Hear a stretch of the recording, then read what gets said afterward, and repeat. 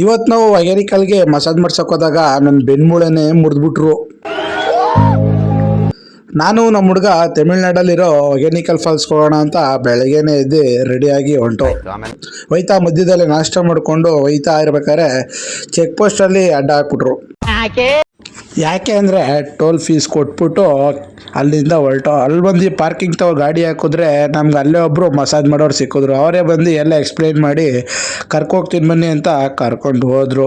ಹೋಗ್ತಾ ಅವ್ರು ಹೇಳಿದ್ರು ಗೌರ್ಮೆಂಟು ಪರ್ಮಿಷನ್ ಕೊಟ್ಟಿದೆ ಅಂತ ಹೇಳಿ ಇಡೀ ಜಾಗನೇ ತೋರಿಸ್ತಾ ಅಲ್ಲೊಂದು ಬ್ರಿಡ್ಜ್ ಇದೆ ನೋಡ್ಕೊಬನ್ನಿ ಅಂದ್ಬಿಟ್ಟು ಅಲ್ಲಿ ಕಳಿಸಿ ಅಲ್ಲೋದ್ರೆ ಅಲ್ಲಿ 20 ರೂಪಾಯಿನ ಕೇಳಿದ್ರು.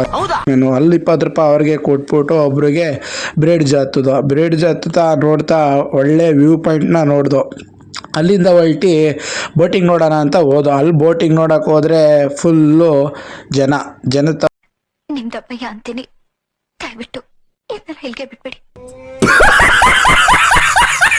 ಅಲ್ಲಾಗಲ್ಲ ಅಂದ್ಬಿಟ್ಟು ವಾಪಸ್ ರಿಟರ್ನ್ ಬಂದು ಈ ಥರ ನಾವು ಮಸಾಜ್ ಮಾಡಿಸ್ಕೋಬೇಕು ಅಂತ ಅಲ್ಲಿಂದ ಹೊರಟಿದ್ದೆ ಮಸಾಜ್ ಮಾಡಿಸ್ಕೊಂಡು ಚೆನ್ನಾಗಿ ಎಣ್ಣೆ ಹಾಕಿ ತಲೆಗೆ ಫುಲ್ಲು ಆ್ಯಂಗಲಲ್ಲಿ ಮಸಾಜ್ ಮಾಡಿದ್ರು. ಅಲ್ಲಿ ಮಾಡ್ತಾ ನನ್ನ ನಡನ ಟಕ್ ಅಂತ ಅಲ್ಲೇ ನಟಿಕೆ ತೆಗೆದ್ರು.